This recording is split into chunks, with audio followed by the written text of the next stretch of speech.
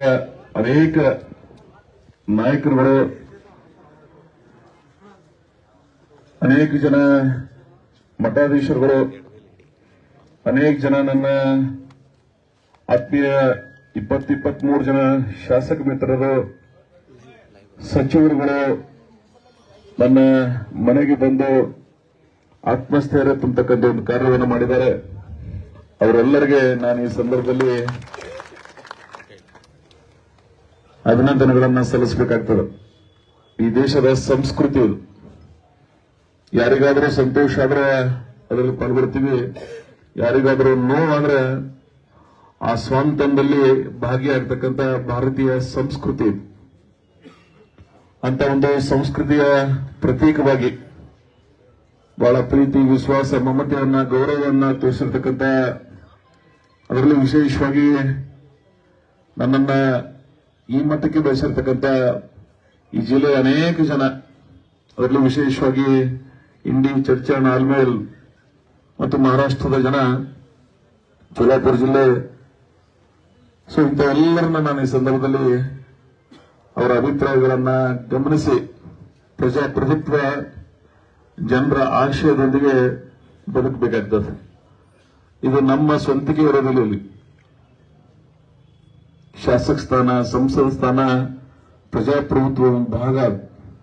ಅದು ಜನರು ಕೊಟ್ಟಿರ್ತಕ್ಕಂಥ ಅಧಿಕಾರ, ಅದು ಜನರ ನಿರ್ಣಯವನ್ನ ಗೌರವಿಸಬೇಕಾಗುವುದು ಪ್ರಜಾಪ್ರಭುತ್ವದ ಮೊದಲನೇ ಆಶಯ. ನಾನು ಅದನ್ನ ತಿಳ್ಕೊಂಡು ಪ್ರಭುತ್ವದಿಂದ ನನ್ನ ಸುದೀರ್ಘ ರಾಜಕಾರಣವನ್ನ, ಅದರಲ್ಲಿ ವಿಶೇಷವಾಗಿ ಕಾಂಗ್ರೆಸ್ ಪಕ್ಷ ಸದೃಢ ಇರದಂತ ಸಂದರ್ಭದಲ್ಲಿ ಈ ತಾಲೂಕಿನ ಜನ ನನ್ನ ಕುಟುಂಬಕ್ಕೆ ಸಹಾಯವನ್ನ ಮಾಡಿದ್ದಾರೆ, ಅವಕಾಶವನ್ನು ಕೊಟ್ಟಿದ್ದಾರೆ, ಆಶೀರ್ವಾದ ಮಾಡಿದ್ದಾರೆ. 1986ರ ಜಿಲ್ಲಾ ಪರಿಷತ್ನಿಂದ ಪ್ರಾರಂಭಗೊಂಡು 2026 40 ವರ್ಷಗಳು, 4 ದಶಕಗಳು, 4 ಜಿಲ್ಲಾ ಪಂಚಾಯಿತಿ ಮತ್ತು 4 ಶಾಸನಸಭೆ ಚುನಾವಣೆಯಲ್ಲಿ ನನ್ನ ಕುಟುಂಬಕ್ಕೆ ಒಂದು ಆಶೀರ್ವಾದ ಮಾಡಿದ್ದಾರೆ, ಸಹಾಯ ಮಾಡಿದ್ದಾರೆ, ಉಪಕಾರ ಮಾಡಿದ್ದಾರೆ. ಇಂಥ ಅನೇಕ ಜನ ನಮ್ಮ ಮಧ್ಯದಲ್ಲಿ ಗೊತ್ತಿಲ್ಲ. ಸಹಾಯ ಮಾಡಿರ್ತಕ್ಕಂಥ ಅನೇಕ ಹಿರಿಯರು, ಅವರೆಲ್ಲರೂ ನಾನು ಸ್ಮರಿಸಿಕೊಂಡು ಈ ಸುದೀರ್ಘ ರಾಜಕಾರಣದ ಪ್ರಯಾಣದಲ್ಲಿ ಅನೇಕ ಸಂತೋಷಗಳನ್ನು ಕಂಡಿದ್ದೀನಿ, ಅಷ್ಟೇ ನೋವುಗಳನ್ನು ಕಂಡಿದ್ದೀನಿ. ನಾನು ಅದರ ಸಮನ್ವಯತೆಯಿಂದ ರಾಜಕಾರಣ ಮಾಡತಕ್ಕಂಥ ವರ್ಗಕ್ಕೆ ಸೇರಿದೀವಿ. ನಾವು ಪ್ರಜಾಪ್ರಭುತ್ವದ ತಳಹದಿ ಮೇಲೆ ಗಾಂಧೀಜಿಯವರ ಶಾಂತಿಯ ಮಂತ್ರದೊಂದಿಗೆ ರಾಜಕೀಯ ಬೆಳವಣಿಗೆಯನ್ನು ಕಂಡಿದ್ದೀವಿ. ಡಾಕ್ಟರ್ ಬಾಬಾ ಸಾಹೇಬರ ಸರ್ವರಿಗೂ ಸಮಪಾಲು ಸಮಬಾಳು ಸೈದ್ಧಾಂತಿಕ ನಿಲುವುಗಳನ್ನು ಇಟ್ಟುಕೊಂಡು ರಾಜಕಾರಣ ಮಾಡಿರ್ತಕ್ಕಂಥ ವರ್ಗಕ್ಕೆ ನಾವು ಸೇರಿದ್ದೀವಿ. ಪ್ರಜಾಪ್ರಭುತ್ವದ ಮೂಲ ಸ್ವರೂಪನೇ ಅದು. ಈ ದೇಶ ಸ್ವಾತಂತ್ರ್ಯದ ನಂತರ ರಾಮರಾಜ್ಯದ ಕನಸನ್ನು ಕಂಡಿದ್ರು ನಮ್ಮ ಪೂರ್ವಜರು. ಚುನಾಯಿತ ಪ್ರತಿನಿಧಿಗಳು ಪ್ರಾಮಾಣಿಕತೆಯಿಂದ, ದಕ್ಷತೆಯಿಂದ ಪ್ರದೇಶದ ಅಭಿವೃದ್ಧಿಗಾಗಿ ತಮ್ಮ ಹಗಲುಗಳನ್ನು ಶ್ರಮಿಸಬೇಕಾದಂತಹ ಒಂದು ಸಂಸ್ಕೃತಿಯ ಸಂದೇಶವನ್ನು ಏನು ನೀಡಿ ಹೋಗಿದ್ರು, ಆ ಎಲ್ಲ ಹುತಾತ್ಮರು ಆ ತಳದ ಮೇಲೆ ರಾಜಕಾರಣ ಮಾಡಬೇಕಾದ ತಮ್ಮೆಲ್ಲರ ಮುಖ್ಯ ಭಾಗ ಆಗಬೇಕು. ನಾನು ಸ್ವಲ್ಪ ಮಟ್ಟಿಗೆ ಅದರಲ್ಲಿ ಬಹಳ ಪ್ರಾಮಾಣಿಕವಾದಂತಹ ರಾಜಕಾರಣವನ್ನ ಈ ಭಾಗದಲ್ಲಿ ಮಾಡಿದ್ದೀನಿ. ಈ ಭಾಗದ ಅಭಿವೃದ್ಧಿಗಾಗಿ ಅನೇಕ ಕಾರ್ಯಗಳನ್ನ ದಶಕಗಳಿಂದ ನೋಡಿದ ಕೆಲಸಗಳನ್ನು ಮಾಡಿರ್ತಕ್ಕಂಥ ಸಂತೃಪ್ತಿ ನನಗಿದೆ. ಎಲ್ಲಕ್ಕಿಂತ ಮುಖ್ಯವಾಗಿ ಜನರ ಹೃದಯದಲ್ಲಿ ನನಗೊಂದು ಸ್ಥಾನ ಕೊಟ್ಟಿದ್ದಾರೆ. ಅನೇಕ ಜನ ನೊಂದ ಬೆಂದ ಅನೇಕ ವರ್ಗಗಳು ನನಗೆ ಸಹಾಯವನ್ನು ಮಾಡಿವೆ. ನನ್ನ ಜೀವನೋದ್ದಕ್ಕೂ ಅದನ್ನು ಸ್ಮರಿಸುವುದು ರಾಜಕಾರಣ ಮಾಡಿದ್ದೀನಿ. ಅಧಿಕಾರ ಮುಖ್ಯ ಅಲ್ಲ, ಜನರ ಪ್ರೀತಿ ವಿಶ್ವಾಸ ಮುಖ್ಯ ಅಂತಕ್ಕಂಥ ವಿಚಾರವನ್ನು ಇಟ್ಟುಕೊಂಡು ರಾಜಕಾರಣವನ್ನ ಮಾಡಿರ್ತಕ್ಕಂಥ ವರ್ಗಕ್ಕೆ ನಾವು ಸೇರಿದ್ದೀವಿ. ಸೊ ಈ ಭಾಗದಲ್ಲಿ ಪಕ್ಷವನ್ನ ಮೀರಿ ನನಗೆ ಸಹಾಯ ಮಾಡಿರ್ತಕ್ಕಂಥ ಅನೇಕ ಆತ್ಮೀಯರು, ನಾವೆಲ್ಲ ಅವರನ್ನ ಸಮೀಪದಿಂದ ಕಂಡಿದ್ದೀವಿ. ಸೊ ಒಟ್ಟಾರೆ ಈ ಭಾಗದ ರಾಜಕಾರಣ ಮೇಲ್ಪಂಕ್ತಿ ಹಾಕುವಲ್ಲಿ ನಾವೆಲ್ಲ ಶ್ರಮಿಸಿದ್ದೀವಿ. ಈ ವಿಧಾನಸಭಾ ಕ್ಷೇತ್ರ ಪ್ರತಿನಿಧಿಸತಕ್ಕಂಥ ಅನೇಕರು ಈ ಭಾಗದಲ್ಲಿ ಒಳ್ಳೆ ಕಾರ್ಯಕ್ರಮಗಳನ್ನು ಅವರು ಮಾಡಿದ್ದಾರೆ. ನನಗೊಂದು ಹೆಚ್ಚಿಗೆ ಅವಕಾಶ ಸಿಕ್ತು. ಕೆಲವು ಮುಖ್ಯಮಂತ್ರಿಗಳ ಸಮೀಪದಲ್ಲಿರೋದ್ರಿಂದ ಸ್ವಲ್ಪ ಹೆಚ್ಚಿಗೆ ತರತಕ್ಕಂಥ ಒಂದು ಅವಕಾಶ ನನಗೆ ಭಗವಂತ ಒದಗಿಸಿಕೊಟ್ಟಿದ್ದ, ಅದನ್ನು ನಾನು ಪ್ರಾಮಾಣಿಕವಾಗಿ ಈ ಭಾಗಕ್ಕೆ ಒದಗಿಸ್ತಕ್ಕಂಥ ಪ್ರಯತ್ನವನ್ನು ಮಾಡಿದ್ದೀನಿ. ವಿಶೇಷವಾಗಿ ಶೈಕ್ಷಣಿಕವಾಗಿ ಈ ಭಾಗ ಮುಂದುವರಿಬೇಕು, ಸಂಸ್ಕಾರದಿಂದ ಬೆಳಿಬೇಕು ಅಂತ ಹೇಳಿ, ಹಾಗೆ ನೀರಾವರಿ, ಶುಗರ್ ಫ್ಯಾಕ್ಟರಿ, ಅನೇಕ ಸ್ಥಳೀಯ ಸಂಸ್ಥೆಗಳು, ಅನೇಕ ಅಭಿವೃದ್ಧಿ ಕಾರ್ಯಕ್ರಮಗಳು, ಜಿಟಿಟಿಸಿ ಅಂತ ಕಾಲೇಜುಗಳು, ಮುಂದಿನ ಭವಿಷ್ಯಕ್ಕೆ ಅದು ಪ್ರಾರಂಭಗೊಂಡ ನಂತರ ಗೊತ್ತಾಗ್ತದೆ ಮುಂದಿನ 16 ವರ್ಷದ ನಂತರ. ಸೊ ಅಂತ ಅನೇಕ ಕಾರ್ಯಕ್ರಮಗಳನ್ನು ಮಾಡಿದ್ದೀವಿ. ನನಗೆ ಸಂತೋಷ, ನೆಮ್ಮದಿ ಎಲ್ಲ ಇದೆ. ಅದೆಲ್ಲವನ್ನ ಹೇಳಿ ಕೊನೆಗೆ ಇವತ್ತೇನೇ ವಿಚಾರಕ್ಕೆ ನಾವು ಇಲ್ಲಿ ಕೂಡಿದ್ದೀವಿ. ನಾನು ಶಾಂತೇಶ್ವರನ ನಗರದಲ್ಲಿ ಅವನ ಆಸ್ಥಾನದಲ್ಲಿ ಬಹಳ ಪ್ರಾಮಾಣಿಕವಾಗಿ ಈ ವಿಚಾರ ನನ್ನಿಂದ ಹೊರಹೊಮ್ಮಿದ್ದಲ್ಲಿ 2020 ಫೆಬ್ರವರಿ ಬೆಂಗಳೂರಿನ ಎಕ್ಸಿಕ್ಯೂಟಿವ್ ಅಂತ ಒಂದು ರೆಸಾರ್ಟ್ ನಲ್ಲಿ ನಮ್ಮ ರಾಷ್ಟ್ರೀಯ ಎಐಸಿಸಿ ಜನರಲ್ ಸೆಕ್ರೆಟರಿ ಆಗಿರ್ತಕ್ಕಂಥ, ಕರ್ನಾಟಕದ ಇನ್ಚಾರ್ಜ್ ಆಗಿರ್ತಕ್ಕಂಥ ಶ್ರೀ ರಣದೀಪ್ ಸಿಂಗ್ ಸುರ್ಜೇವಾಲಾ ಅವರು, ಆಗಿನ ವಿರೋಧ ಪಕ್ಷದ ನಾಯಕರು, ಹಿಂದಿನ ಮುಖ್ಯಮಂತ್ರಿಗಳಿರ್ತಕ್ಕಂಥ ಸನ್ಮಾನ್ಯ ಸಿದ್ದರಾಮಯ್ಯನವರು, ಈಗಿನ ಮುಖ್ಯಮಂತ್ರಿಗಳು ಮತ್ತು ಆಗಿನ ಪಕ್ಷದ ಅಧ್ಯಕ್ಷರಾಗಿರ್ತಕ್ಕಂಥ ಸನ್ಮಾನ್ಯ ಡಿ.ಕೆ. ಶಿವಕುಮಾರ್ ಅವರು ಒಂದು 4 ಜಿಲ್ಲೆಗಳ ಏನು ಮೋಸ್ಟ್ ಕಾಂಪ್ಲಿಕೇಟೆಡ್ ಜಿಲ್ಲೆಗಳದಾವ, ಅದು ಬಿಜಾಪುರ, ಆಗಿನ ಏನ್ ರಮೇಶ್ ಕುಮಾರ್ ಮತ್ತು ಮುನಿಯಪ್ಪನವರ ಏನು ಸಮಸ್ಯೆ ಇತ್ತು, ಕೋಲಾರ, ರಾಯಚೂರು, ಈ 4 ಜಿಲ್ಲೆಗಳ ಆಯೋಗ ಕೆಲವು ನಮ್ಮ ಕರೆದಿದ್ರು. ಸೊ ನಮ್ಮ ಜಿಲ್ಲೆಗೆ ಅವತ್ತು 3 ಜನ ಶಾಸಕರು, ನಾವು 3 ಮಂದಿ ಕರೆದು 1-to-1 ಮೀಟಿಂಗ್ ಮಾಡಿ ಅವರಾಗೆ ನನಗೆ ಹೇಳಿದ್ರು, ನಿಮ್ಮ ಇಡೀ ಕುಟುಂಬ ಕಾಂಗ್ರೆಸ್ ಪಕ್ಷದಲ್ಲಿ ನೀವೆಲ್ಲ ಬಹಳ ಬದ್ಧತೆಯಿಂದ ರಾಜಕಾರಣವನ್ನು ಮಾಡಿದಿರಿ. ಮುಂದಿನ ಸಲ ಸರ್ಕಾರ ಅಧಿಕಾರಕ್ಕೆ ಬರ್ತಕ್ಕಂಥ ವಾತಾವರಣ ನಿರ್ಮಾಣ ಆಗಿದೆ. ನಿಮ್ಮ 3 ಮಂದಿಗೂ ಈಕ್ವಲಿ ಪವರ್ ಶೇರ್ ಮಾಡ್ತೀವಿ ಅಂತಕ್ಕಂಥ ಮಾತನ್ನ ಸುರ್ಜೇವಾಲಾ ನನಗೇನು ಮಾತು ಕೊಟ್ಟಿದ್ರು. ಆ ಒಂದು ವಿಚಾರದಿಂದ ಇದನ್ನ ಅವತ್ತು ಮಳಿಕೆಯನ್ನ ಒಡೆದು ನಾನು ಇಡೀ ಚುನಾವಣೆ ಪ್ರಚಾರ ಸಭೆಯಲ್ಲಿ ಸಹಿತ ಬಹಳ ಜನ ನನ್ನ ಆತ್ಮೀಯರು ಆ ವಿಷಯವನ್ನ ಪ್ರಸ್ತಾಪ ಮಾಡಿದ್ದಾರೆ. ಅದರ ಪ್ರಯುಕ್ತನೇ ನಮ್ಮ ನಾಯಕಿ ಪ್ರಿಯಾಂಕಾ ಗಾಂಧಿ ಅವರು ಚುನಾವಣೆ ಪ್ರಚಾರ ಕೊನೆ ಹಂತಕ್ಕೆ ಬಂದಿದ್ರು. ಸನ್ಮಾನ್ಯ ಸುರ್ಜೇವಾಲಾ ಅವರು, ಸನ್ಮಾನ್ಯ ವೇಣುಗೋಪಾಲರು ನನಗೆ ಫೋನ್ ಮಾಡಿ, ಇಲ್ಲ ಬಿಜಾಪುರ ಜಿಲ್ಲೆ ಒಳಗೆ ನಿಮ್ಮಲ್ಲೇನೆ ಅವರ ಪ್ರಚಾರ ಸಭೆ ಹಾಕೋತೀವಿ, ಸಾಯಂಕಾಲ ಬೀದರ್ಗೆ ಹೋಗೋರವರು, ಸೊ ನಾಳೆ ನಿಮ್ಮನ್ನು ನಾವು ಪ್ರೊಜೆಕ್ಟ್ ಮಾಡ್ತಾ ಇದ್ದೀವಿ ಮಿನಿಸ್ಟರ್ಗೆ, ಅದಕ್ಕೆ ಅವ್ರು ಬಂದು ಹೋದ್ರೆ ನಿಮಗೆ ಉಪಯೋಗ ಆಗ್ತದೆ ಅಂತಕ್ಕಂಥ ಅವ್ರ ಏನೋ ಒಂದು ಮಾತಿತ್ತು. ನಾನು ಅದನ್ನ ಪ್ರಾಮಾಣಿಕವಾಗಿ ತಗೊಂಡು ಆ ಕಾರ್ಯಕ್ರಮ ಆಯೋಜನೆ ಮಾಡಿದ್ದೀವಿ. ಆ ಕಾರ್ಯಕ್ರಮದ ಹಿಂದಿನ ದಿನ ಏರಿಯಲ್ ಪರ್ಮಿಷನ್ ಇರಲಾರ್ದ ಸಮಸ್ಯೆ ಕ್ರಿಯೇಟ್ ಆಗಿತ್ತು. ಅವರು ಸನ್ಮಾನ್ಯ ಸುರ್ಜೇವಾಲಾ ಅವರು ಮತ್ತು ಸಲೀಂ ಅಹಮದ್ ಅವರು ಆ ಇಡೀ ರಾತ್ರಿ ಪ್ರಯತ್ನ ಮಾಡಿ ಅವತ್ತು ಅವರಿಗೆ ಇಲ್ಲಿಗೆ ಬರ್ತಕ್ಕಂಥ ಒಂದು ಅವಕಾಶ ಮಾಡಿಕೊಟ್ಟು ನಾವು ನೀವೆಲ್ಲರೂ ಕೂಡ ಆ ಕಾರ್ಯಕ್ರಮ ಯಶಸ್ವಿಯನ್ನಾಗಿ ಮಾಡಿದ್ವಿ. ಪ್ರಿಯಾಂಕಾ ಗಾಂಧಿ ಅವರು ನಮ್ಮ ಜಿಲ್ಲೆಗೆ ಎಲ್ಲಾದ್ರೂ ಬಂದಿದ್ರೆ ಅದು ನಮ್ಮ ವಿಧಾನಸಭಾ ಕ್ಷೇತ್ರಕ್ಕೆ ಬಂದಿದ್ದಾರೆ. ನಾನು ಅದಕ್ಕಾಗಿ ನಮ್ಮ ಗೆಲುವಿಗೆ ಗಾಂಧಿ ಕುಟುಂಬದ ಕೊಡುಗೆನ ಕಾರಣ ಅನ್ನೋದನ್ನ ನಾನು ಇವತ್ತು ಅದನ್ನ ನೆನಪಿಸ್ಕೋಬೇಕಾಗ್ತದೆ. ಹಾಗೆಯೇ ಅನೇಕ ಜನ ರಾಜ್ಯದ ನಾಯಕರು, ಸನ್ಮಾನ್ಯ ಸಿದ್ದರಾಮಯ್ಯನವರು ಸಹಿತ ಪ್ರಜಾಧ್ವನಿ ಯಾತ್ರೆಯನ್ನ ಮಾಡಿದ್ರು. ಅವ್ರಿಗೂ ತಾವು ಅಭೂತಪೂರ್ವ ಕಾರ್ಯಕ್ರಮವನ್ನು ಮಾಡಿದೀವಿ.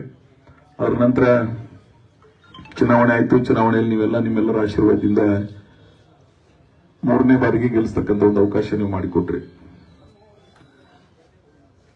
ಹಾಗೆಯೇ ಇವತ್ತು ಸರ್ಕಾರ ರಚನೆ ಆದ ನಂತರ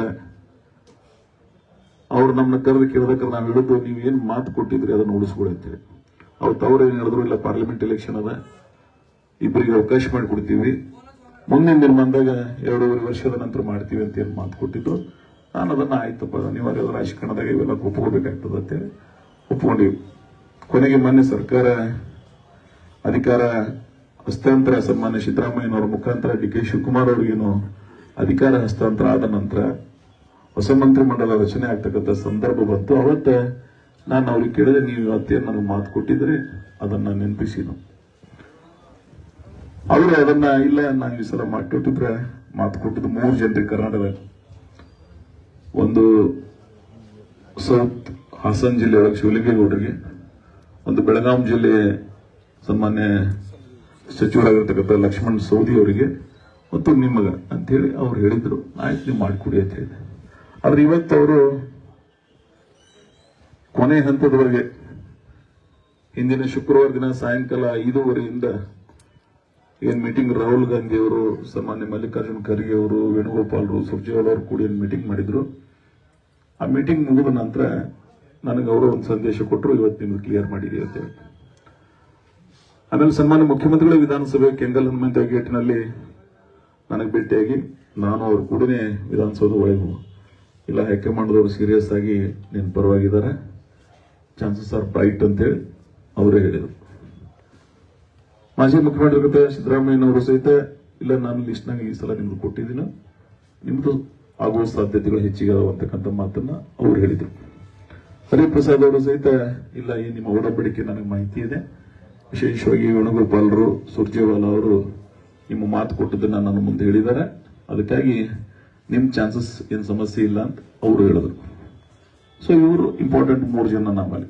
ಇನ್ನು ಮೇಲೆ ಖರ್ಗೆ ಸಾಹೇಬರು, ಸುರ್ಜೇವಾಲಾ ಅವರು, ವೇಣುಗೋಪಾಲರು, ರಾಹುಲ್ ಗಾಂಧಿ ಅವರು. ಸೊ ಇಷ್ಟೆಲ್ಲ ಬೆಳವಣಿಗೆ ನಡೆದ ನಂತರ ಕೊನೆಯ ದಿನ ಅದನ್ನು ಡ್ರಾಪ್ ಮಾಡಿದ್ದಾರೆ. ಕಾರಣಗಳು ನಮಗೂ ಅರ್ಥ ಆಗ್ತದೆ. ಸೋಷಿಯಲ್ ಇಂಜಿನಿಯರಿಂಗ್ ಮಾಡಬೇಕಾಗ್ತದೆ, ಎಲ್ಲ ಸಮುದಾಯಗಳನ್ನ ಬ್ಯಾಲೆನ್ಸ್ ಮಾಡಬೇಕಾಗ್ತದೆ. ಆದ್ರೆ ಅವರು ವಿಧಾನ ಮಾಡ್ತೀನಿ ಅಂತ ಹೇಳಿ ಏನ್ ಮಾಡಿಲ್ಲ, ಅದು ನೋವಾಗಿದೆ. ನನಗೆ ಸಚಿವ ಸ್ಥಾನ ಕೂಡದೇ ಇರದೆ ಅಂತನ ನೋವಾಗಿಲ್ಲ. ನೀವು ಮಾತು ಕೊಟ್ಟು ಫೈನಲ್ ಸ್ಟೇಜ್ದಾಗ ಯಾಕೆ ಡ್ರಾಪ್ ಮಾಡಿದ್ರಿ ಅಂತಕ್ಕಂಥ ನೋವಿನಿಂದ, ಮಾತಿಗೆ ಬದ್ಧತೆಯಿಂದ ನಡೆದುಕೊಂಡಿಲ್ಲ ಅಂತಕ್ಕಂಥ ಒಂದು ವಿಚಾರದಿಂದ ನಾನು ಅವತ್ತು ನೇರವಾಗಿ ನನ್ನ ರಾಜೀನಾಮೆ ಪತ್ರವನ್ನ ನಾನು ಅವ್ರಿಗೆ ಮೊದಲೇ ಹೇಳಿದ್ದೆ, ನೀವು ಈ ಸಲ ನನಗೆ ಅವಕಾಶ ಕೊಡಲಿಲ್ಲ ಅಂದ್ರೆ ನನಗೆ ಬೇರೆ ಮಾರ್ಗ ಇಲ್ಲ, ನಾನು ಅನಿವಾರ್ಯವಾಗಿ ಈ ಕೊನೆಯ ನಿರ್ಣಯ ಮಾಡಬೇಕಂತ ಹೇಳಿ ಅವ್ರಿಗೆ ಮೊದಲೇ ಹೇಳಿ, ಅವತ್ತು ಸಹಿತ ನಾನು ರಾಜೀನಾಮೆ ಕೊಡೋಕ್ಕಿಂತ ಪೂರ್ವದೊಳಗೆ ಮುಖ್ಯಮಂತ್ರಿಗಳನ್ನ, ಹಿಂದಿನ ಮುಖ್ಯಮಂತ್ರಿಗಳನ್ನ, ಏನು ವರಿಷ್ಠರ ಇವರಿಗೆ ಗಮನಕ್ಕೆ ತಂದೆ ನನ್ನ ರಾಜೀನಾಮೆ ಪತ್ರವನ್ನ ಕೊಟ್ಟಿದ್ದೀನಿ. ರಾಜೀನಾಮೆ ಪತ್ರ ಕೊಟ್ಟ ನಂತರ ಬಹಳ ಜನ ನೀವೆಲ್ಲ ಪ್ರತಿಭಟನೆಯನ್ನ ಶಾಸಕರ ಭವನದಲ್ಲಿ ಮಾಡಿದ್ರಿ, ನಾನು ನೀವೇನು ಕರೆದು ಹೇಳಿ ಏನು ಮಾಡೋದು ಬೇಡ, ನೀವು ಆರಾಮ ಮನೆಗೆ ಹೋಗಿದ್ರಿ. ನಾನು ಮನೆಗೆ ಹೋದ ನಂತರ ಬಹಳ ಜನ ಶಾಸಕರುಗಳು, ಆಳಂದ್ BR ಪಾಟೀಲ್ರು, ವಿನಯ್ ಕುಲಕರ್ಣಿ ಅವರು ಬಂದರು.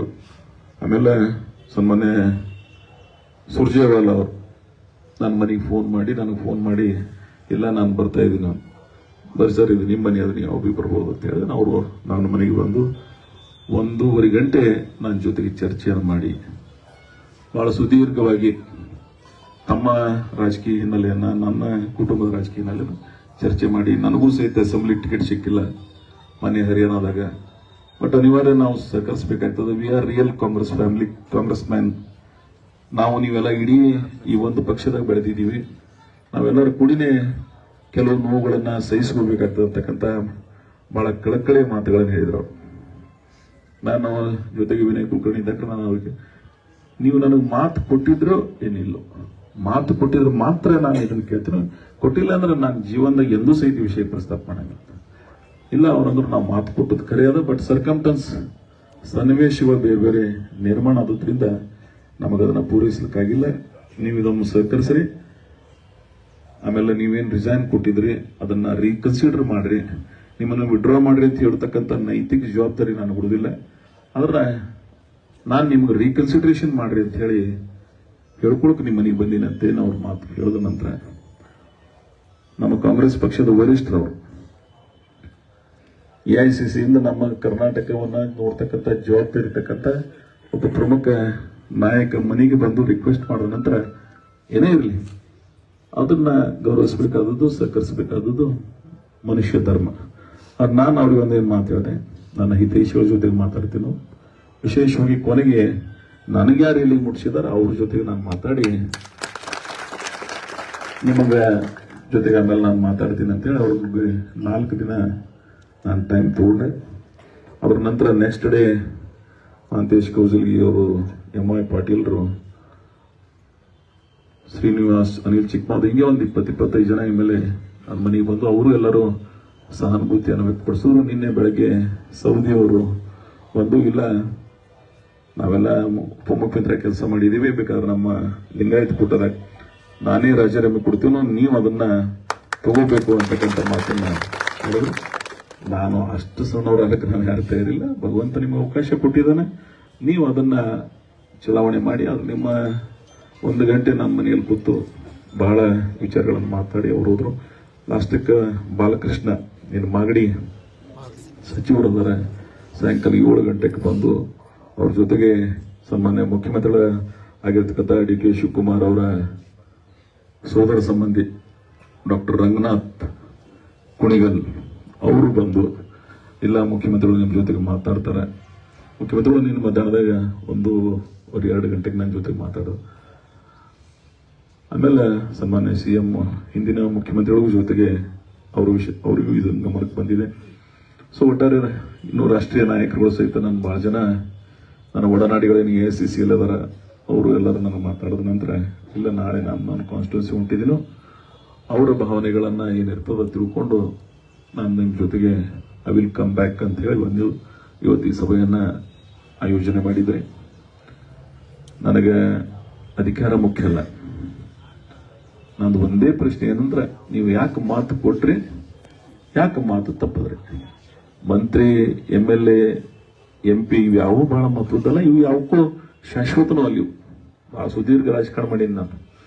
ಆದ್ರೆ ಮಾತು ಕೊಟ್ಟು ಮಾತು ಯಾಕೆ ತಪ್ಪದ್ರಿ ಅಂತಕ್ಕಂಥ ಒಂದೇ ಪ್ರಶ್ನೆಗಾಗಿ ನಾನು ಅವತ್ತ ಪ್ರತಿಭಟನೆ ರೂಪದಲ್ಲಿ ನನ್ನ ರಾಜೀನಾಮೆ ಪತ್ರವನ್ನು ಸಲ್ಲಿಸಿದ್ದೀನಿ. ಆದ್ರೆ ಕಾಂಗ್ರೆಸ್ ಎಲ್ಲಿಂದ ಬಂದು ಕಾಂಗ್ರೆಸ್ನ ಬಂದವಲ್ಲ, ನಾನು ಇಡೀ ರಕ್ತದ ಕಣದ ಕಾಂಗ್ರೆಸ್ ಅದ. ಅದು ನನ್ನ ಕುಟುಂಬ ಕಾಂಗ್ರೆಸ್ ಕುಟುಂಬ ಅನ್ನೋದದ. ನನ್ನ ತಂದೆಯವರ ಕಾಲದಿಂದ ನಾನು ಈ ಪಕ್ಷವನ್ನ ಕಟ್ಟಿ ಬೆಳೆಸಿದೀವಿ ನಾವು. ಇಲ್ಲ ಪಂಚಾಯತ್ ಚುನಾವಣೆ ಇರುವ ಸಂದರ್ಭದಲ್ಲಿ ಆಗಿನ ಕಾಲ ಹೆಗಡೆಯವರು ಮುಖ್ಯಮಂತ್ರಿ ಇದ್ದಾಗ ಇಲ್ಲಿ ಯಾರು ಜಡ್ಪಿ ನಿಂದಿರ್ಲಿಕ್ಕೆ ಇರಲಿಲ್ಲ ಕಾಂಗ್ರೆಸ್ನಾಗ. ನಮ್ಮ ಫಾದರ್ ನಮ್ಮ ತಂದೆಯವರು ಒಬ್ಬರಿಗೆ ಗೆದ್ದಿದ್ರು, ಮುಂದೆ ನಾನು ಒಬ್ಬನಿಗೆ ಗೆದ್ದೆ. ನಾವೆಲ್ಲ ಚಲೋ ದಿನಗಳ ನೋಡಿದ್ರಾಗ ಬಂದವರಲ್ಲ, ಕಷ್ಟ ಇದ್ರೂ ಇದ್ರಾಗಿದ್ದೀವಿ, ಒಳ್ಳೆ ಇದ್ರೂ ಇದ್ರಾಗಿದ್ದವ್ರು ನಾವು. ಆ ಬದ್ಧತೆ ಆ ರಾಜಕಾರಣ ಇಟ್ಕೊಂಡು ಈ ಪಕ್ಷದಾಗ ಯಾಕೆ ನಾನು ಮುಂದುವರೆದಿನ ಅಂದ್ರೆ ಸೆಕ್ಯುಲರಿಸಂ ಐಡಿಯಾಲಜಿ. ಯಾವ್ರಿಗೆ ಐಡಿಯಾಲಜಿ ಇರೋದಿಲ್ಲ ಅವ್ರು ರಾಜಕಾರಣ ಮಾಡ್ಲಿಕ್ಕೆ ಸಾಧ್ಯ ಇಲ್ಲ. ಇಲ್ಲಿ ಎಲ್ಲ ಸಮುದಾಯಗಳನ್ನ ಪ್ರೀತಿಯಿಂದ ಕಾಣತಕ್ಕಂಥ ಒಂದು ವ್ಯವಸ್ಥೆ ಗಾಂಧೀಜಿಯವ್ರನ್ನ ಹಿಡಿದು ನೆಹರು ಅವ್ರನ್ನ ಹಿಡಿದು ಲಾಲ್ ಬಹದ್ದೂರ್ ಶಾಸ್ತ್ರಿ ಅವರು, ಇಂದಿರಾ ಗಾಂಧಿ ಅಂತವ್ರನ್ನ, ರಾಜೀವ್ ಗಾಂಧಿ ಅಂತವ್ರನ್ನ, ಇಂಥ ಇತಿಹಾಸ ಇರ್ತಕ್ಕಂಥ ಈ ಪಕ್ಷದೊಳಗೆ ಬೆಳಿಬೇಕು, ರಾಜಕಾರಣ ಮಾಡ್ಬೇಕಂತಕ್ಕಂಥ ಬದ್ಧತೆಯಿಂದ ರಾಜಕಾರಣ ಮಾಡಿದೀವಿ. ಅವ್ರ ಜಿಲ್ಲೆ ರಾಜಕಾರಣ ನಿಮಗೆಲ್ಲ ಗೊತ್ತು, ನಾನು ಅದ್ರ ಬಗ್ಗೆ ಹೇಳಕ್ ಹೋಗೋದಿಲ್ಲ. ನನ್ನ ಸುದೀರ್ಘ ರಾಜಕಾರಣದಲ್ಲಿ ನಾನು 2 ಚುನಾವಣೆ ಮಾಡ್ತೀನಿ. ಒಂದು ಒಳಗಿನವ್ರ ಜೊತೆಗೆ ಮಾಡ್ತೀನಿ, ಒಂದು ಹೊರಗಿನವ್ರ ಜೊತೆಗೆ ಮಾಡ್ತೀನಿ. ನಾನು ಅದೇ ನನಗೇನು ಹೊಸದು ಇಲ್ಲ. ಮತ್ತು ಆ ಧೈರ್ಯ ಶಕ್ತಿ ನಿಮ್ಮ ಆಶೀರ್ವಾದದಿಂದ ಆ ಧೈರ್ಯನೂ ದೇವರು ನನಗೆ ಕೊಟ್ಟಿದ್ದಾನೆ. ಅದು ನೋಡ್ತೀನಿ ನಾನು, ಅದಕ್ಕೆ ಬಹಳ ದೊಡ್ಡದಲ್ಲ. ಆದ್ರೆ ಇವರಿಗೆ ಸಂಕಷ್ಟದಾಗೂ ಸಹಿತ ನಾನು ಸಹಾಯ ಮಾಡುವಂತ ಸಂದರ್ಭ ಬಂದಾಕ್ರೆ 1996-97 ಯಾರಿಗೆ ಸಂಸದರಾಗಿ ಮಾಡ್ತಕ್ಕಂಥ ಅವಕಾಶ ಬಂದಿತ್ತು, ಬಹಳ ಪ್ರಾಂಜಲ ಮನಸ್ಸಿನಿಂದ ಸಂಸದನಾಗಿ ಮಾಡಿದ್ದೀನಿ ನಾನು. 2018 ಇನ್ನೊಬ್ಬರಿಗೆ ಸಚಿವರನ್ನಾಗಿ ಮಾಡ್ತಕ್ಕಂಥ ಅವಕಾಶ ಬಂತು, ಬಹಳ ಗಟ್ಟಿ ಧ್ವನಿಯಿಂದ ಅವ್ರಿಗೆ ಸಚಿವ ಮಾಡೀನಿ. 2023 ಯಾರಿಗೆ ಟಿಕೆಟ್ ಸಿಗಂಗಿಲ್ಲ ಅಂತಿದ್ರೆ ಅವರಿಗೆ ಬಹಳ ಬದ್ಧತೆಯಿಂದ ನಾನು ಅವ್ರಿಗೆ ಕೊಡ್ಲಿಲ್ಲ ಅಂದ್ರೆ ನಾನು ಟಿಕೆಟ್ ವಲ್ಲಪ್ಪ ಅಂತ ಹೇಳಿ ನಿರ್ಣಯ ಮಾಡಿ ಟಿಕೆಟ್ ಕೊಡ್ಸಿದ್ದೆ. ಆದ್ರೆ ಇವತ್ತು ಅವರೆಲ್ಲರೂ ಏನ್ ಮಾಡಿದಾರೆ ಅನ್ನೋದು ಶಾಂತೇಶ್ವರ ಬಿಟ್ಬಿಡ್ತೀನಿ ನಾನು. SM ಪಾಟೀಲ್ ಹೇಳ್ದಂಗೆ ಯಾರು ನನಗೆ ಇಷ್ಟು ಸುದೀರ್ಘ ಕಡಿದಾರೆ ಅವ್ರ ತಮ್ಮಗೂ MLC ಮಾಡಿ ನಾನು ಟಿಕೆಟ್ ಕೊಡ್ಸಿನ, ಮತ್ತೆ ಬರೀ ಇಲ್ಲಿ ಓಟ್ ಹಾಕ್ಸಿಲ್ಲ. ಸಿದ್ದರಾಮಯ್ಯ ಸಾಹೇಬ್ ಹಿಂಗ್ ನೋಡ್ದ ನಾನು, ಇವ್ರ ಪರವಾಗಿ ಬಂದು ಹೇಳಕತ್ತಾರಂತೆ, ಅನಿವಾರ್ಯದ ಬೇಡ್ಲಕತ್ತಾರ ಕೂಟ್ರಿ ಅಂತೇಳಿ. ಇಲ್ಲೇ ನೋಡಿ ಯಾವ ಹೋಟೆಲ್, ಅಮರ್ ಹೋಟೆಲ್ದಾಗ ಫಂಕ್ಷನ್ದಾಗ ಇಬ್ರು ಅಣ್ಣ ತಮ್ಮ ಎಲ್ಲ ಕಬಲ್ ಕೂತಿದ್ರು. ನಾನು ಹೇಳಿದೆ ನಿಮ್ಮಂತವ್ರು ಕಟ್ಕೊಂಡು ರಾಜಕಾರಣ ಮಾಡಂಗಿಲ್ಲ ವೇದಿಕೆ ಮೇಲೆ. ಅಲ್ಲಿ ನಿಂತಾರಲ್ಲ ಅವರು ಕಟ್ಕೊಂಡು ರಾಜಕಾರಣ ಮಾಡ್ತಕ್ಕಂಥ ಸಂಸ್ಕೃತಿ ಇಟ್ಕೊಂಡು ರಾಜಕಾರಣ ಮಾಡಿ ಅಂತ ಹೇಳಿ. ಸೊ ನನಗೆ ಗೊತ್ತಿದೆ ನಿಮ್ಮಂತವ್ರು ಎಷ್ಟು ಮಂದಿ ಬಂದ್ರು ಏನು ಮಾಡ್ಲಿಕ್ಕೆ ಸಾಧ್ಯ ಇಲ್ಲ. ನಾನು ಮೊದಲು ನೋಡಿನ ಮುಂದೆ ನೋಡ್ತೀನೋ, ಅದಕ್ಕೆ ಶಕ್ತಿ ತುಂಬಿದವರು ಯಾರು ಅಂದ್ರೆ ನನ್ನ ತಾಲೂಕಿನ ಮಹಾಜನತೆ ಹೋಗದ ಅಭಿಮಾನದಿಂದ. ಅದಕ್ಕಾಗಿ ನಿಮಗಾಗಿ ನಾನಿವತ್ತೇನು ನಿರ್ಣಯವನ್ನು ಮಾಡಿದೆ, ಇದು ನಿಮಗೆ ಅನುಕೂಲ ಆಗ್ತದೆ ಅಂತಕ್ಕಂಥ ಭಾವನೆ ನಮ್ಮ ಜನರಲ್ಲಿ ಮೂಡಿದೆ. ಅದಕ್ಕೆ ನಾನು ನನ್ನ ನಿರ್ಣಯವನ್ನ ಬದಲಾವಣೆ ಮಾಡಬೇಕು ಅಂತಕ್ಕಂಥ ವಿಚಾರಕ್ಕೆ ಬಂದಿಲ್ಲ.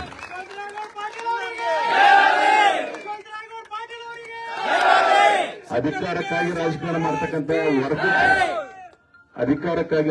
ಮಾಡ್ತಕ್ಕಂಥ ವರ್ಗಕ್ಕೆ ನಾನು ಸೇರಿಲ್ಲ. ಹಂಗಿದ್ರೆ 2023 ಸರ್ಕಾರ ರಚನೆ ಆದಾಗ ನನಗೆ ನಿಗಮ ಮಂಡಳಿ ಒನ್ ಆಫ್ ದ ಬೆಸ್ಟ್ ನಿಗಮ ಮಂಡಳಿ ಕೊಡ್ತೀನಿ ಅಂತ ಬಂದಿದ್ರಿ. ನಾನು ತಗೊಂಡಿಲ್ಲ ಅವತ್ತು. ನೀವು ನನಗೆ ಏನು ಮಾತು ಕೊಟ್ಟಿರಿ ಅದನ್ನ ಮಾಡಿ, ಇಲ್ಲಾಂದ್ರೆ ನಾನು ಆರಾಮ್ ಶಾಸಕನಾಗಿರ್ತೀನಿ ಅಂತ. ಬಿಜಾಪುರ ಜಿಲ್ಲೆಯೊಳಗೆ ಅತಿ ಹೆಚ್ಚು ಅನುದಾನಗಳು ತಂದಿನಿ ನಾನು. ಈ ಸಲ ಸರ್ಕಾರ ರಚನೆ ಆಗಬೇಕು 4,500 ಕೋಟಿ ರೂಪಾಯಿ. ಜುಲೈ 14ನೇ ತಾರೀಕಿಗೆ ಈಗಿನ ಮುಖ್ಯಮಂತ್ರಿಗಳಿರ್ತಕ್ಕಂಥ ಅವತ್ತಿನ ನೀರಾವರಿ ಸಚಿವರಾಗಿರ್ತಕ್ಕಂಥ ಡಿ ಕೆ ಶಿವಕುಮಾರ್ ಅವ್ರನ್ನ, ನಮ್ಮೆಲ್ಲರ ಜನನಾಯಕನಾಗಿರ್ತಕ್ಕಂಥ ಮಾಜಿ ಮುಖ್ಯಮಂತ್ರಿಗಳಿರ್ತಕ್ಕಂಥ ಸಿದ್ದರಾಮಯ್ಯನವ್ರನ್ನ ಕರ್ಕೊಂಡೆ ಕಾರ್ಯಕ್ರಮ ಮಾಡಿದೇವಿ ಇಲ್ಲಿ, ಅಭೂತಪೂರ್ವ ಕಾರ್ಯಕ್ರಮ. ಸೊ 4,500 ಕೋಟಿ ರೂಪಾಯಿ ತಾಲೂಕಿನ ಜನರ ಅನೇಕ ಆಶೋತ್ತರಗಳ ಬದಲಾವಣೆ ಆಗ್ಲತ್ತ. ಇದರ ನಂದೇನ್ರ ಸ್ವಂತದೇನ್ರಿ ಸ್ವಾರ್ಥ? ಸೊ ಈ ತಾಲೂಕಿಗೆ ಜನಪರ ಕಾರ್ಯಕ್ರಮವನ್ನು ಮಾಡತಕ್ಕಂಥ ನಿರ್ಣಯ ಇಟ್ಕೊಂಡು ಮಾಡಿ ನಾನು.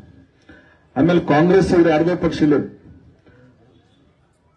ನಿಮ್ಮ ಕುಟುಂಬದವರು ಈ ಪಕ್ಷಕ್ಕೆ ಏನೇನು ಮಾಡಿದಾರೆ, ನನ್ನ ಕುಟುಂಬ ಈ ರಾಜಕಾರಣಕ್ಕೆ ಏನೇನು ಮಾಡಿದ ಅನ್ನೋದನ್ನ ನೈತಿಕವಾಗಿ ಇವತ್ತು ನೆನಪಿಸಬೇಕಾಗ್ತದೆ. ಯಾರ್ದೋ ಒಂದು ಸರ್ಕಾರ ತೆಗಿಲಿಕ್ಕೆ ಹೋದವರಲ್ಲ ನಾವು. ವೀರೇಂದ್ರ ಪಾಟೀಲ್ ಸರ್ಕಾರ ಯಾರು ತೆಗೆದ್ರು ಅನ್ನೋದನ್ನ ಈ ಕರ್ನಾಟಕದ ಇತಿಹಾಸ ಗೊತ್ತದ. ಆದ್ರೆ ನಾವು ಅಂತವ್ ಏನು ಮಾಡಿಲ್ಲ. ನಾವು ಇಲ್ಲೇ ಇದ್ದೀವಿ, ಇಲ್ಲೇ ರಾಜಕಾರಣ ಮಾಡಿದೀವಿ. ಒಬ್ಬ ಲೀಡರ್ ಜೊತೆಗೆ ಗುರುತಿಸ್ಕೊಂಡಿದ್ದೀವಿ, ಗಟ್ಟಿಯಾಗಿ ನಿಂತಿದ್ದೀವಿ. ಅಧಿಕಾರ ಹೋದ್ರೂ ಇರ್ತೀವಿ, ಅಧಿಕಾರ ಇದ್ರೂ ಇರ್ತೀವಿ. ಬಹಳ ಪದ್ಧತಿ ರಾಜಕಾರಣ ಮಾಡ್ತಕ್ಕಂಥ ವರ್ಗಕ್ಕೆ ಸೇರಿದೀವಿ ನಾವು. ಸೊ ಅದಕ್ಕಾಗಿ ನಾನು ಇವತ್ತು ಬದಲಾವಣೆ ಮಾಡ್ತಿದ್ಲ. ಅಂದ್ರೆ ನಿಮ್ಮಂತ ಕುಚೇಷ್ಟಿಗಳಿಗೆ ನಿಮ್ಮ ಆಟಕ್ಕೆ ಅವಕಾಶ ಮಾಡಿಕೊಡಬಾರ್ದು ಅಂತಕ್ಕಂಥ ನಿರ್ಣಯದಿಂದ ಎಲ್ಲಕ್ಕಿಂತ ಮುಖ್ಯವಾಗಿ ನನಗಿಟ್ಟು ಏನು ಬೆಳೆಸಿದಾರ, ಹಾಡಿ ಹರಿಸಿದಾರ, ಅವರ ಮನಸ್ಸಿಗೆ ಘಾಸಿಗೊಳಿಸಬಾರ್ದು. ಯಾಕಂದ್ರೆ ಇದು ಅವ್ರ ಹಕ್ಕಿದು. ನನ್ನ ಊರಾಗಿನ ನನ್ನ ಆಸ್ತಿಯಲ್ಲಿ ನೀವು ಕೊಟ್ಟಿರ್ತಕ್ಕಂಥ ಅಧಿಕಾರದ ಅವಕಾಶ ಇದು. ಇದರ ಮಾಲೀಕರು ನೀವು. ಒಂದು ಕೂಸು ಹೇಳಿದ್ರು ಕೇಳಬೇಕು. ನಾನು ಹೇಳೇನು, ಕಾಂಗ್ರೆಸ್ನ ನನ್ನ ಚುನಾವಣೆ ಸಂದರ್ಭ ಬಂದಾಗ ಒಬ್ಬನೇ ಒಬ್ಬ ನಿಷ್ಠಾವಂತ ಕಾಂಗ್ರೆಸ್ ಕಾರ್ಯಕರ್ತ, ನೋಡ್ರಿ ಈ ಸಲ ನೀವು ನಿಲ್ಲಬೇಡ್ರಿ ಅಂದ್ರೆ ನಾನು ಆ ಚುನಾವಣೆನ ಸ್ಪರ್ಧೆ ಮಾಡಂಗಿಲ್ಲ ಅಂತಕ್ಕಂಥ ನಿರ್ಣಯ ಮಾಡ್ಕೊಂಡು ರಾಜಕಾರಣ ಮಾಡಿದವ್ರು ನಾವು. ನಮ್ಗೆ ಅವಶ್ಯಕತೆ ಇಲ್ಲ ಇನ್ನು. ನಾನು 28ಕ್ಕೆ ಬಂದಾಗ ನಿಮ್ಮ ಮಾತು ಕೇಳ್ತೀನಿ, ಒಬ್ಬರೇ ಬೇಡ ಅಂದ್ರೂ ನಿಂದ್ರಂಗಿಲ್ಲ ನಾವು. ಏನು ಅವಶ್ಯಕತೆ ಇಲ್ಲ ಅವ್ರು. ಆದ್ರೆ ಈ ತಾಲೂಕಿನ ಇತಿಹಾಸದೊಳಗೆ ಬೇರೆ ಪಕ್ಷದವ್ರು ಏನ್ ಮಾತಾಡ್ತಾರ ಬಹಳ ಮಾತು ಕೊಡುದಿಲ್ಲ. ನಾನು ಎಂದೂ ಚುನಾವಣೆಗೆ ಟೀಕೆ ಟಿಪ್ಪಣಿಗಳಿಗೆ ಉತ್ತರ ಕೊಟ್ಟಿಲ್ಲ. ಈ ಕೂಡಲೇ ಜನನೇ ಉತ್ತರ ಕೊಡ್ತಾರೆ. ಬ್ಯಾಲೆಟ್ ಪೇಪರ್ದಾಗ ಏನು ಕೈಲಿ ಓದ್ತಾರಲ್ಲ, ಅದಕ್ಕಿಂತ ದೊಡ್ಡ ಉತ್ತರ ಏನಲ್ಲ. 40 ವರ್ಷ ನನ್ನ ಹಿಂದೆ ಸದಾ ಬ್ಯಾಲೆಟ್ದಾಗ ಏನು ಒತ್ತಿ ನನ್ನ ಶಕ್ತಿ ತುಂಬಿದಾರೆ, ಅವೇ ಎಲ್ಲ ನಿಮ್ಗೆ ಉತ್ತರ ಅಂತಕ್ಕಂಥ ಮಾತನ್ನ ಹೇಳಿ ನಾನು ಒಟ್ಟಾರೆ ಇವತ್ತು ನಮ್ಮ ನಾಯಕತ್ವ, ನಾನು ಸುರ್ಜೇವಾಲ ಅವರಿಗೆ ಒಂದು ಮಾತನ್ನು ಬಹಳ ಗೌರವದಿಂದ ಕಂಡೇವ್ರಿ. ನೀವು ರಿಸಿಗ್ನೇಷನ್ ವಿಡ್ರಾ ಮಾಡ್ರಿ ಅಂತ ಹೇಳಕ್ ನನಗ ನೈತಿಕ ಹಕ್ಕು ಉಳಿದಿಲ್ಲ. ಅದ್ರ ರೀಕನ್ಸಿಡರೇಷನ್ ಮಾಡ್ರಿ ಅಂತಕ್ಕಂಥ ಮನವಿ ಮಾಡ್ಬೇಕು ಬಂದಿದೆ ಅಂತಕ್ಕಂಥ ಏನೋ ಒಂದು ಮಾತಿತ್ತು. ನಾನು ಅದನ್ನ ಆ ಮನವಿಯ ವಿಚಾರವನ್ನು ಇಟ್ಟುಕೊಂಡು, ಯಾಕಂದ್ರೆ ಮನುಷ್ಯನಿಗೆ ಅಧಿಕಾರಕ್ಕಿಂತ ಗೌರವ ಮುಖ್ಯ. ಒಬ್ಬ ರಾಷ್ಟ್ರೀಯ ನಾಯಕ ನನ್ನ ಮನೆತನ ಬಂದು 1.5 ಗಂಟೆ ಕೂತು ರಿಕ್ವೆಸ್ಟ್ ಮಾಡಿಕೊಂಡು ಹೇಳಿದ ಬಳಿಕ ನಾನು ಕೇಳಿಲ್ಲ ಅಂದ್ರೆ ಆ ಪಕ್ಷ ಇಷ್ಟು ಸುದೀರ್ಘ ಆ ಪಕ್ಷದಾಗ ಇದೀವಿ ನಾವು. ಅವ್ರಿಗೇನೋ ಅದನ್ನು ಹೇಳಿದ್ರು. ಅವ್ರು ದೇವಿಲಾಲ್ ಜೊತೆಗೆ ಏನೇನಾಗ್ಯದ, ಚೋಟಾಲ ಅವ್ರ ಜೊತೆಗೆ ಏನೇನಾಗ್ಯದ, ಉಪೇಂದ್ರ ಸಿಂಗ್ ಹುಡ್ಡ ಅವ್ರ ಜೊತೆಗೆ ಏನಾಗ್ಯದ, ಕೆಲವು ಸಲ ಸಹಕರಿಸಬೇಕಾಗ್ತದೆ ಅಂತ ಹೇಳಿ ಅದು ಅದ. ಅದಕ್ಕಾಗಿ ನಾನು ಅವ್ರ ಮುಂದೆ ಹೋಗಿ ವಿಡ್ರಾ ಮಾಡ್ಕೋತೀನಿ ಅಂತ ಹೇಳುವಲ್ಲ. ನನ್ನ ಮಾಲೀಕರು ಯಾರಂದ್ರೆ ನೀವು ಅಂತಕ್ಕಂಥ ಚಿಂತನೆ ಇಟ್ಕೊಂಡು ನಿಮ್ಮ ಗೌರವ ಕೊಡೋದು ಮೊದಲನೇದು, ಆನಂತರ ಅವರೆಲ್ಲರೂ. ಅದಕ್ಕಾಗಿ ನಿಮ್ಮ ಮನಸ್ಸಿಗೆ ಈ 2 ದಿನಗಳ ವೇದನೆಗಳನ್ನ ಎಷ್ಟೋ ಜನ ನಾನು ಫೋನ್ದಾಗ ಅಳೋದು ಅವೆಲ್ಲ ನೋಡಿದ್ರೆ ನಾನು ಒಂದು ನಿರ್ಣಯ ಇಷ್ಟು ಜನರಿಗೆ ಹಸಿಗೊಳಿಸ್ತಿದ್ದು ಬೇಡಪ್ಪ ತಿಳ್ಕೊಂಡು ಬರೀ ಈ ವಿಡ್ರಲ್ಲೆಲ್ಲ ನಾನು ಆದ್ರೂ ಹೇಳಿಲ್ಲ. ನಾನು ಬಹಳ ಶಾಸಕ ಸ್ಥಾನಕ್ಕೆ ರಾಜೀನಾಮೆ ಕೊಡ್ತಿದ್ದೆ, ಆದ್ರೆ ಕಾಂಗ್ರೆಸ್ ಪಕ್ಷ ಬಿಡ್ತಿರ್ಲಿಲ್ಲ. ನಾನು ಬಹಳ ಸಲ ಹೇಳಿನಿ, ನಾನು ಒಂದು ಕಾಂಗ್ರೆಸ್ನಾಗ ಹುಟ್ಟಿನ, ನನ್ನ ಸಾವು ಸಹಿತ ಕಾಂಗ್ರೆಸ್ನಾಗ ಅಂತಕ್ಕಂಥ ಸಿದ್ಧಾಂತದ ರಾಜಕಾರಣವನ್ನು ಮಾಡಿದ್ದೇನೆ. ಬಣ್ಣವನ್ನು ಬದಲಾಯಿಸತಕ್ಕಂಥ ರಾಜಕಾರಣ ಮಾಡಿಲ್ಲ ಅನ್ನೋದನ್ನ ಮೊನ್ನೆ ಕಾಂಗ್ರೆಸ್ ಕಾರ್ಯಾಲಯದಾಗ ನಾನು ಹೇಳಿ ಹೋಗಿನ ಮನೆ ಕನಸು. ನಾವು ಒಂದು ಮಾತು, ಒಂದು ನೀತಿ, ಒಂದು ಸಿದ್ಧಾಂತ. ಈಗಿನ ಈ ಕರಪ್ಷನ್, ಈ ಕ್ಯಾಪಿಟಲಿಸ್ಟ್ ಏನ್ ರಾಜಕಾರಣ ನಡೆದದ, ಇದರ ವಿರುದ್ಧ ರಾಜಕಾರಣ ಮಾಡತಕ್ಕಂಥ ಪ್ರವೃತ್ತಿ ಇಟ್ಕೊಂಡಿದೀವಿ. ಅದಕ್ಕಾಗಿ ರಾಹುಲ್ ಗಾಂಧಿ ಅವ್ರನ್ನ 2029ಕ್ಕೆ ಪ್ರಧಾನಮಂತ್ರಿಯನ್ನಾಗಿ ಮಾಡಬೇಕು.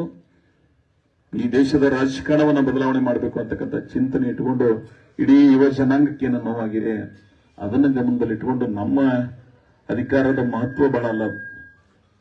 ಬಂದ್ರೆ ಬಂದಿರ್ತದ, ಹೋದ್ರೆ ಹೋಗಿರ್ತದ. ಯಾವುದೂ ಶಾಶ್ವತ ಅಲ್ಲ. ಸಿದ್ದೇಶ್ವರ ಮಹಾಸ್ವಾಮಿಗಳ ಸೈದ್ಧಾಂತಿಕ ವಿಚಾರಧಾರೆಗಳನ್ನ ಸ್ವಲ್ಪ ಅನುಕರಣೆ ಮಾಡಿ ಬದುಕದವ ನಾನು ಅವತ್ತು ಸಹಿತ ರೀಸನ್ ಕೊಡ್ತಿರ್ಲಿಲ್ಲ. ಆದ್ರೆ ಇವ್ರು ಮಾತು ಕೊಟ್ಟು ಕೊನೆ ಕ್ಷಣದಾಗ ಹಿಂಗ್ ಮಾಡಿದ್ರಲ್ಲ ಅಂತಕ್ಕಂಥ ಒಂದು ನೋವಿನಿಂದ ಆ ನಿರ್ಣಯ ಮಾಡಿನು. ಅವ್ರು ಅವತ್ತೇ ಮತ್ತೆ ಬರಂಗಿಲ್ಲ, ಅದೇ ದಿನಾನೇ ನನ್ನ ಮನೆಗೆ ಬಂದು ರಿಕ್ವೆಸ್ಟ್ ಮಾಡ್ಕೊಂಡಿದ್ರು. ಅದು ಆ ಕ್ಷಣಕ್ಕೆ ಮುಗಿತಾರೆ. ಯಾಕಂತ ಕೇಳಿದ್ರೆ ಈಗ ನಾನೇ ಎಲ್ಲ ಮಂದಿಗೆ ಜಿಲ್ಲಾ ಪಂಚಾಯತ್, ತಾಲೂಕ್ ಪಂಚಾಯತ್, KMF ಏನೇನೋ ಮಾಡ್ತಿರ್ತೀನಿ. ಅಧಿಕಾರ ಕೂಡ ಎಲ್ಲರೂ ಕೊಡ್ಲಿಕ್ಕೆ ಆಗ್ತದ. ಕೆಲವು ಜನರಿಗೆ ಕೊಟ್ಟಿರ್ತೀವಿ, ಕೆಲವು ಜನರಿಗೆ ಬಿಟ್ಟಿರ್ತೀವಿ. ಆದ್ರೆ ಯಾರಿಗೆ ಸಿಕ್ಕಿರಂಗಿಲ್ಲ ಅವರಿಗೆ ಸಮಾಧಾನ ಹೇಳ್ತಕ್ಕಂಥ ಪ್ರವೃತ್ತಿ ನಮ್ಮಲ್ಲಿ ಇರ್ತದ. ಹಂಗ ಅವ್ರು ನಮ್ಮ ಮಾಡಿದ್ದಾರೆ. ಸೊ ಅದಕ್ಕಾಗಿ ನಾನು ಆ ವಿಷಯಗಳನ್ನ ಮುನ್ನೋಡನು.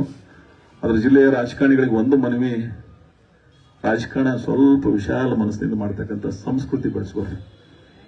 ಇಲ್ಲ ಅಂದ್ರೆ ರಾಜಕಾರಣದ ಬಗ್ಗೆ ಜನರಲ್ಲಿ ಬಹಳ ಕೀಳು ಮಟ್ಟದ ವಿಚಾರ ಬರ್ಲಿಕ್ಕೆ ಸಾಧ್ಯ ಆಗ್ತದೆ.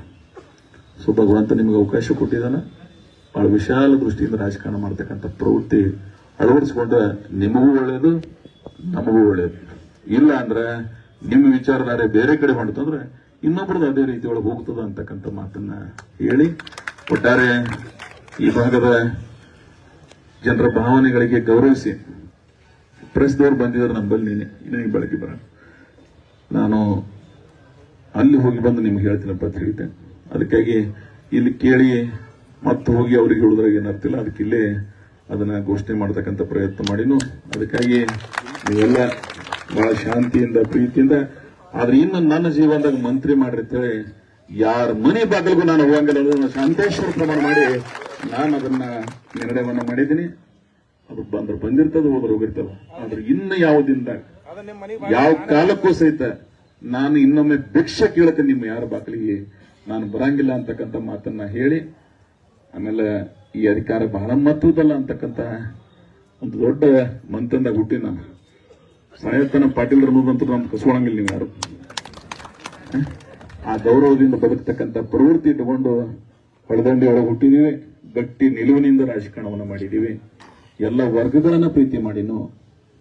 ಗಾಂಧೀಜಿಯ ಶಾಂತಿಯ ಇಲ್ಲಿ ಏನಿತ್ತಲ್ಲ, the most criminal background, the most corrupt practice, the most illegal things ನಡೀತಕ್ಕಂಥ ವಾತಾವರಣ ಇತ್ತಿಲ್ಲ. ಅದು ಇವತ್ತು ಹಂಗಿಲ್ಲಲ್ಲ. ಇವತ್ತು ವಾತಾವರಣ ಮಾದೇವಪ್ಪ ಅವ್ರು ಹೇಳಿದ್ರಲ್ಲ, ಇಲ್ಲೇ ಕೆಂಪು ನೀರು ಹರಿತಿರ್ತದೆ ಹಡಗುಣಿಕೆ ಒಳಗೆ. ಸತೀಶ್ ಜಾರಕಿಹೊಳಿ ಅವರು ಕೂಡ ಬಂದಾಗ ಸೊ ಸಿದ್ದರಾಮಯ್ಯ ಅಂತವ್ರದ್ದು ಅನೇಕ ಜನರ ಸಹಾಯ ಸರ್ಕಾರ ಮಾಡಿದ್ದಾರೆ. ಸೊ ಅದಕ್ಕಾಗಿ ನನಗೆ ನಿನ್ನೆ ಇದೆಲ್ಲ ಡಿಸ್ಟರ್ಬ್ ಆಗೋಣ ಬೇರೆ ಬೇರೆ ಪಕ್ಷದವರು ಸಂಪರ್ಕ ಮಾಡಕ್ಕೆ ಪ್ರಯತ್ನ ಮಾಡಿದ್ರೆ ನಾವು ಒಂದೇ ಮಾತು ಹೇಳ, ದಯವಿಟ್ಟು ಆ ವರ್ಗಕ್ಕೆ ಸೇರಿದವರು ನಾವಲ್ಲ. ನಾವು ಇಲ್ಲೇ ಹುಟ್ಟಿದೆವು, ಇಲ್ಲೇ ಸಾಯ್ತೀವಿ. ಜಗಳ ಅದ, ನಮ್ಮ ಕೌಟುಂಬಿಕ ಜಗಳ. ಒಂದು ಮನೆಗೆ ಜಗಳ ಆಗಲ್ಲ, ಅಣ್ಣ ತಮ್ಮ ಅಕ್ಕ ತಂಗಿ, ಅದು ನಮ್ಮ ಜಗಳ. ಇಂಥ ಅಧಿಕಾರ ಬರ್ತಾ ಹೋಗ್ತವೆ. ಆದ್ರೆ ಕಾಂಗ್ರೆಸ್ ಅನೇಕ ಜನರಿಗೆ ಬಹಳ ಮಂದಿ ಕರ್ಕೊಂಡು ಬಂದೀನಿ ನಾನು ಕಾಂಗ್ರೆಸ್ನಾಗ. ಅದು ತಾಲೂಕದಾಗ ಕರ್ಕೊಂಡು ಬಂದೀನಿ, ಜಿಲ್ಲಾದಾಗ ಕರ್ಕೊಂಡು ಬಂದೀನಿ, ರಾಜ್ಯದಾಗ ಕರ್ಕೊಂಡು ಬಂದೀನಿ. ಯಾರು ಏನೇನೋ ಆಗ್ತಿತ್ಲಾಯ್ತು, ಒಂದೊಂದು ದಿನಾನೇ ಮಂತ್ರಿ ಆಗಂಗತ್ತೆ, ಎಲ್ಲ ಮಂತ್ರಿ ಮಾಡಿನ. ಅದಕ್ಕಾಗಿ ನನಗೇನಾದ್ರೂ ಅವಶ್ಯಕತೆ ಇಲ್ಲ. ನಾನು ಬಹಳ ಬದ್ಧತೆಯಿಂದ ರಾಜಕಾರಣವನ್ನ ಮಾಡಿದ್ದೀನಿ. ಅವ್ರು ಯಾರು ನನ್ನ ಪಾಡಿರ್ಬೋದು, ಆದ್ರೆ ಭಗವಂತ ಏನ ಮೇಲವನ ಅವನು ಹೃದಯದ ಶಾಶ್ವತವಾಗಿರ್ತದ ಅಂತಕ್ಕಂಥ ಮಾತನ್ನ ಹೇಳಿ, ರಾಜಕಾರಣ ಹೆಂಗಂದ್ರೆ ಎಷ್ಟು ಬೆಳೀತೀರಿ ಅಷ್ಟು ವೈರಿಗಳು ಹೆಚ್ಚಿಗೆ ಆಗ್ತಾರೆ. ನಿಮದೇ ತಪ್ಪದಿ ಇಟ್ಟು ವೈರಿಗಳ ಹಾಲಕ್ಕೆ ಕಾರಣ ಯಾರಂದ್ರೆ ನೀವೆಲ್ಲ ಇದ್ದೀರಿ ಅಂತಕ್ಕಂಥ ಮಾತನ್ನು ಹೇಳಿ, ಇದು ನನಗಾಗಿ ಅಲ್ಲ ನಿಮಗಾಗಿ ಇವರೆಲ್ಲ ನನಗೆ ವಿರೋಧವನ್ನ ಮಾಡ್ತಾ ಇದ್ದಾರೆ. ಒಂದು ಮದುವೆ ಕಾರ್ಯಕ್ರಮ ಮಾಡಿದ್ರೆ ಲಕ್ಷ ಜನ ಕೂಡ್ತದ, ಮುಖ್ಯಮಂತ್ರಿ ಕಾರ್ಯಕ್ರಮ ಮಾಡಿದ್ರೆ ನಗರದಾಗ ಯಾರು ಆಲಾರ, ಬಿಜಾಪುರದಾಗ ಆಲಾರ, ಇಂಡಿಯಾಗ ಆಗ್ತದ. ಇನ್ ತಡಿದ್ರೆ ಹೆಂಗತ್ತ ಹೇಳಿ, ಇನ್ನು ಮಂತ್ರಿ ಒಂದು ಶೇಖರ್ ಪುಣ್ಯಾತ್ಮ 3ನೇ ಪವರ್ ಸೆಂಟರ್ ಆಗ್ತದೆ. ಈ ಮನುಷ್ಯಕ್ಕೆ ತಡಿದೇ ಆಗಂಗಿಲ್ಲ ಅಂತಕ್ಕಂಥ ಹಾಗಲ್ಲ ರಾತ್ರಿ ಮಕ್ಕಳಾರ್ರೆ ಅವ್ರು ಏನು ಪ್ರಯತ್ನ ಮಾಡಿದಾರೆ, ಅವ್ರು ಯಶಸ್ವಿ ಆಗಿದ್ದಾರೆ. ದೇವರು ಅವ್ರಿಗೆ ಒಳ್ಳೇದು ಮಾಡ್ಲಿ. ಅವ್ರ ಸದಾ ಪ್ರಯತ್ನಗಳು ಇದೇ ರೀತಿ ಇರಲಿ. ಆದ್ರೆ ನಾನು ನಕಾರಾತ್ಮಕ ಇರಂಗಿಲ್ಲ. ಒಂದ್ ಕ್ಷಣ ಯಾವಾಗ ನಕಾರಾತ್ಮಕ ಭಾವನೆ ಬರ್ತಾವ, ಆದ್ರೆ ಶಾಶ್ವತ ನಮ್ಮ ಬಳಿ ಇರೋದಿಲ್ಲ. ನಾನು ನಿಮ್ಮಂತಂದವ್ರಿಗೆ MLC ಮಾಡಲು ಸಹಾಯ ಮಾಡಿನು, MP ಮಾಡಿನು, ಯಾರ್ಯಾರಿಗೂ ಮಂತ್ರಿಗಳು ಮಾಡಿನು, ಇನ್ನೊಬ್ಬರಿಗೆ MLA ಟಿಕೆಟ್ ಕೊಡಿಸಿ MLA ಮಾಡಿನು. ನಾನು ಮಾತ್ರ ಹಿಂಗೆ ಇರೋ ನನ್ನ ಜೀವನದ ಅಚಲ ನಿರ್ಣಯ ಅಂತಕ್ಕಂಥ ಮಾತನ್ನು ಹೇಳಿ, ನಾವೆಲ್ಲ ಮಿಸಾಲ್ ಸೌಕರ್ ಮಂತಂದಾಗ ರಾಜಕಾರಣ ಪ್ರಾರಂಭ ಮಾಡೋದು. ಕಾಂಗ್ರೆಸ್ ಸಿದ್ಧಾಂತಗಳನ್ನು ಇಟ್ಟುಕೊಂಡು ರಾಜಕಾರಣ ಮಾಡಿರ್ತಕ್ಕಂಥ ವರ್ಗಕ್ಕೆ ಸೇರಿರ್ತಕ್ಕಂಥವ್ರು ನಾವೆಲ್ಲ. ಅದಕ್ಕಾಗಿ ಗುರುದೀನ್ ಸಾಹೇಬ್ರಂತವ್ರು ನಮಗೆಲ್ಲ ಆದರ್ಶದ. ಫಸ್ಟ್ JP ಟಿಕೆಟ್ ಕೊಟ್ಟು ಹೋದವ್ರು ಅದಾರ ನಮ್ಮವ್ರು.